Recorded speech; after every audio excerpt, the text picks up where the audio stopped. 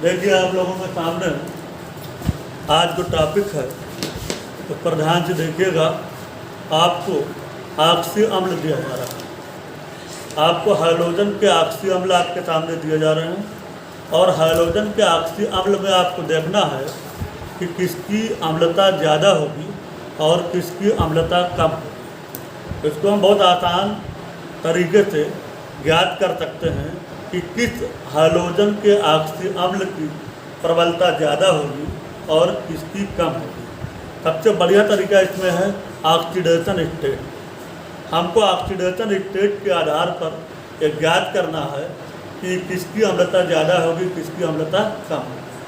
अब आपको ध्यान देना है कि अगर ऑक्सीडेशन स्टेट, अगर हाइड्रोजन की ऑक्सीडेशन स्टेट उसके ऑक्सी अम्ल में अगर ज़्यादा है तो उसकी अम्लता भी क्या होगी, ज़्यादा होगी। अब आपके सामने कुछ एग्जाम्पल्स हैं, मैं आपके सामने सारी समस्याओं को दूर कर रहा हूँ। देखिए हाइड्रोजन के ऑक्सी अम्ल आपके सामने हैं, तो मैं आपके सामने ऑक्सी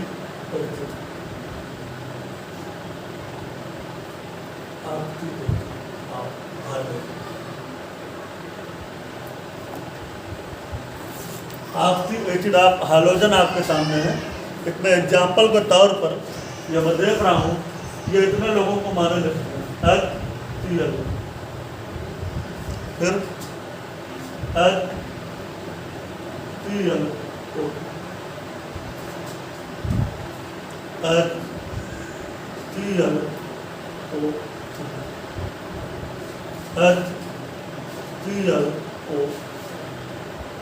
ये आपके सामने ये क्लोरीन के ऑक्सी अम्ल है।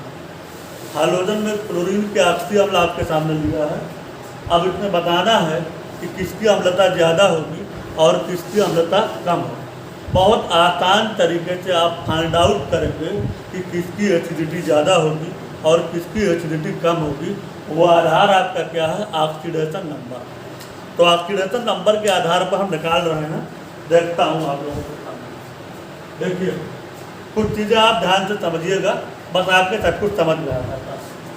दरअसल में ऑक्सीजन जो होता है, कॉमन चीज़ें आपके सामने बताता हूँ। ऑक्सीकरण संख्या निकालने का तरीका, ऑक्सीजन की ऑक्सीकरण संख्या -2, ऑक्सीजन की ऑक्सीकरण संख्या -2 होती है। कोई भी कंपाउंड है, उस कंपाउंड में जितनी ऑक्सीकरण संख्या माइनस में होगी उतनी ही प्लस में होगी।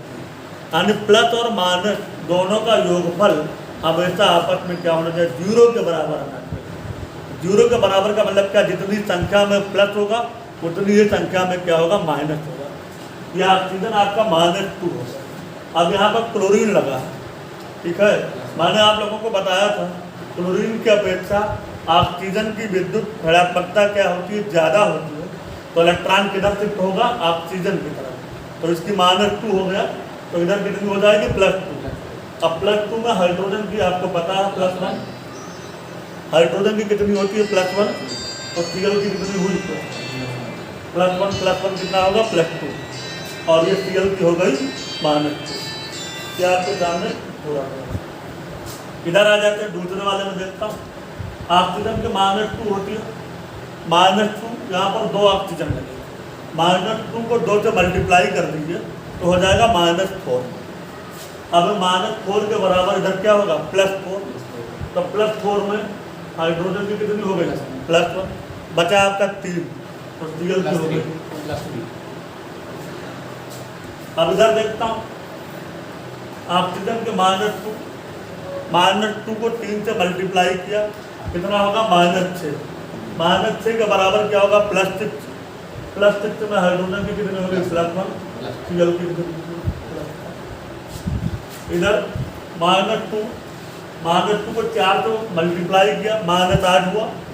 -8 में हाइड्रोजन की कितनी है, +1, तो Cl की कितनी हुई, +6। अब आप देख रहे हैं इसमें मैंने समस्त क्लोरीन की ऑक्सीकरण संख्या निकाली है। इस ऑक्सी अम्ल में Cl की ऑक्सीकरण संख्या +1 आई है, इस वाले में +3 आई है, इस वाले में +5 आई है और इस वाले में कितनी आई, +7 आई।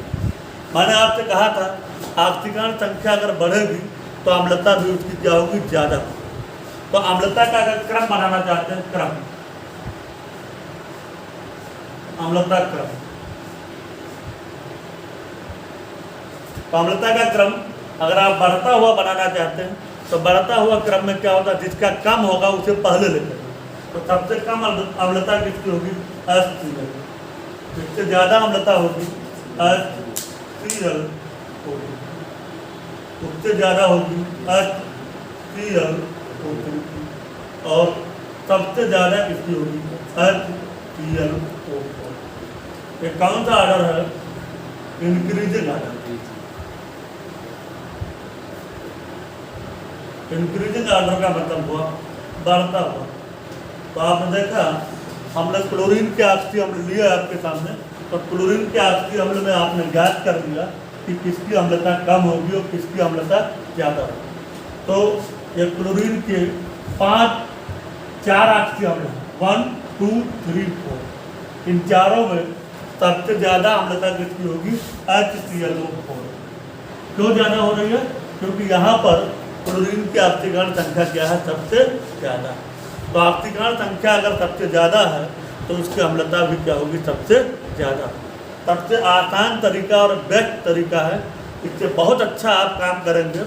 और कोई भी ऑक्सी अम्ल अगर आपको दिया जाता है तो उस ऑक्सी अम्ल को ऑक्सीकरण संख्या के द्वारा क्या करेंगे, ज्ञात करेंगे और फाइंड आउट कर लेंगे कि किसकी अम्लता ज़्यादा होगी, किसकी अम्लता कम।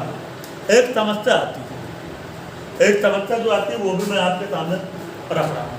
वो समस्या क्या आती है, वो समस्या क्या होती है आप लोगों के सामने, उसको ध्यान से देखना।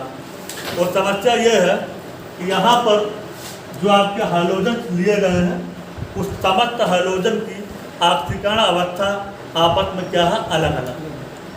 कुछ ऐसे भी ऑक्सी अम्ल आपके सामने लिए जाएंगे जिस ऑक्सी अम्ल में हाइड्रोजन की ऑक्सीकरण संख्या आपस में क्या होगी, समान होगी। जब आपको ऐसा ऑक्सी अम्ल दिया जाए जिस ऑक्सी अम्ल में हाइड्रोजन की ऑक्सीकरण संख्या आपस में क्या हो, समान हो, तो उस समय आप क्या करेंगे, बहुत आसान तरीका वहाँ भी है। वो तरीका कौन सा है, विद्युत ऋणात्मकता, इलेक्ट्रोनेगेटिविटी। जब सेम ऑक्सीडेशन नंबर होगा तब वो कहता है विद्युत ऋणात्मकता के आधार पर आप ज्ञात करेंगे। जिसकी विद्युत ऋणात्मकता ज़्यादा होगी उसकी अम्लता भी क्या होगी, ज़्यादा होगी।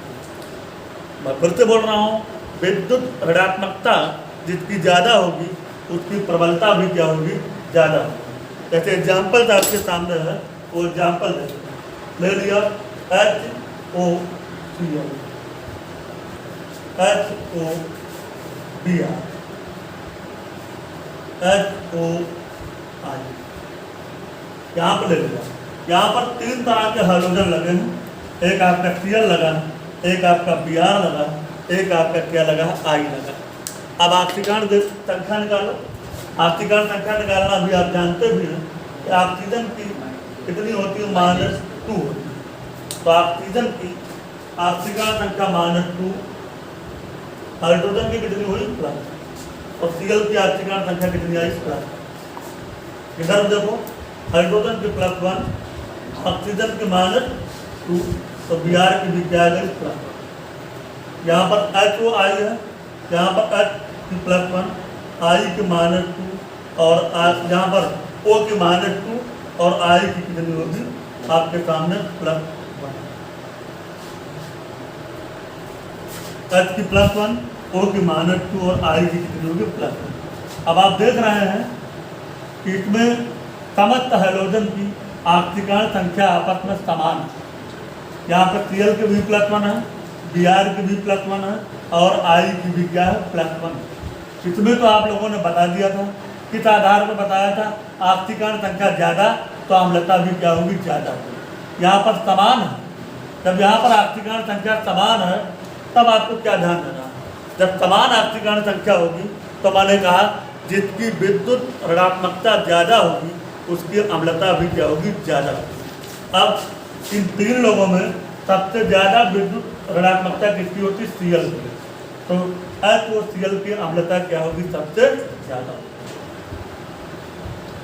Cl से कम किसकी होगी, Br की, और Br से कम किसकी होगी, I, क्योंकि आयोडीन की पूरे हैलोजन फैमिली में आयोडीन की विद्युत ऋणात्मकता क्या होती है, सबसे कम। अगर आप लोगों को समझ में आ गया है, बहुत प्रॉपरली निकालने का तरीका आपको बताया, बहुत आसान तरीका है, आसानी के साथ आप लोग निकाल सकते हैं। अगर आप लोगों को समझ में आए तो इस वीडियो को आप लोग शेयर करें और उस पर कमेंट अवश्य करें। आप सभी लोगों को धन्यवाद।